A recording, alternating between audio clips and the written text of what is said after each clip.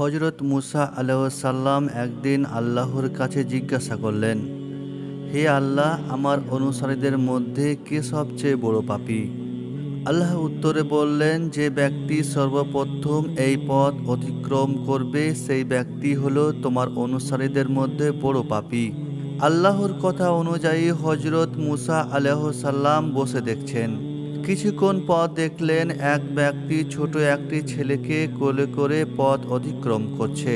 হযরত মুসা আলাইহিসসালাম বুঝে ফেললেন এই সেই বড় পাপী। হযরত মুসা আলাইহিসসালাম আল্লাহকে বললেন, হে প্রভু, এখন আমাকে সবচেয়ে নেককার মানুষটিকে দেখান। আল্লাহ উত্তরে বললেন, সূর্য ডুবার সাথে সাথে যে লোকটি তোমার পূর্ব স্থান দিয়ে চলে যাবে সেই হলো সবচেয়ে নেককার। হযরত মুসা আলাইহিসসালাম সূর্য ডুবা বেশ আগে থেকেই বসে রইলেন। যেই সূর্য ডুবছিল দেখলেন সেই সকালের ওই ব্যক্তি যে ছোট্ট ছেলেকে কোলে করে ফিরে যাচ্ছে। হযরত মুসা আলাইহিসসালাম হতভম্ব হয়ে আল্লাহকে জিজ্ঞাসা করলেন, হে আল্লাহ, এই ব্যক্তি মহাপাপী আবার মহানেককার।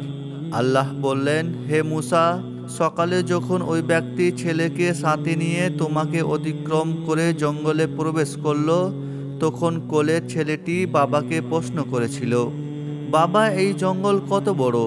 বাবা উত্তরে বলেছিল, অনেক বড়। ছেলে আবার প্রশ্ন করলো, বাবা, জঙ্গল থেকে কি বড়? কোনো কিছু আছে? তখন বাবা বলেছিল, হ্যাঁ বাবা, ওই পাহাড়গুলো জঙ্গল থেকে বড়। ছেলে পুনরায় প্রশ্ন করলো, পাহাড় থেকে কি বড় কিছু আছে? বাবা বলল, আছে, এই আকাশ। ছেলে আবার প্রশ্ন করলো, আকাশ থেকে কি বড় আছে? সেই ব্যক্তি বলল, হ্যাঁ, আমার পাপ আকাশ থেকেও বড়। ছেলে বাবার উত্তর শুনে বলল, বাবা, তোমার পাপ থেকে বড় কি কোনো কিছু নেই? তখন বাবাটি চিৎকার দিয়ে ছেলেটিকে জড়িয়ে ধরে কাঁদতে কাঁদতে বলল, আমার পাপ থেকেও অনেক বড় আমাদের আল্লাহর রহমত। হে মুসা, ওই ব্যক্তি পাপের অনুভূতি ও অনুশোচনা আমার এতই পছন্দ হয়েছে যে সবচেয়ে পাপী ব্যক্তিকে সবচেয়ে নেককার ব্যক্তি বানিয়ে দিয়েছি। মনে রাখো, আমার শাস্তির হাত থেকে ক্ষমার হাত বহু গুণ বড়।